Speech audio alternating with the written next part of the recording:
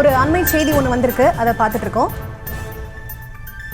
பெண்களை கட்டி போட்டு 50 சவரன் நகைகள் கொள்ளையடிக்கப்பட்டிருக்கு. இது பத்தின விவரங்களோட இணையறாரு ஆரோக்கிய டேனியல். அவர்கிட்ட பேசலாம்.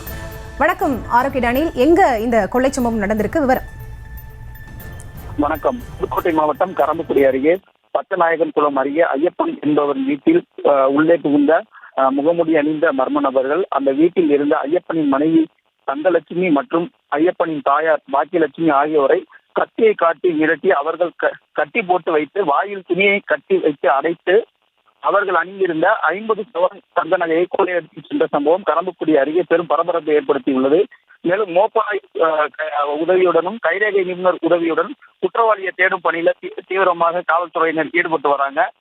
மேலும் ஐயப்பன் சிங்கப்பூரில் உள்ள நிலையில் இந்த சம்பவம் அரங்கேறி உள்ளது. அப்பகுதியில் பெரும் பரபரப்பை ஏற்படுத்தியிருக்கு.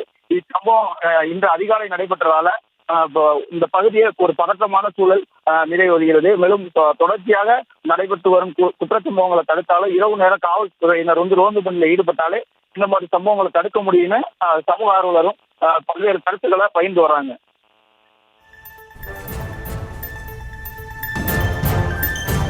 நன்றி ஆரோக்கிய டேனியல் தகவல்களுக்கு.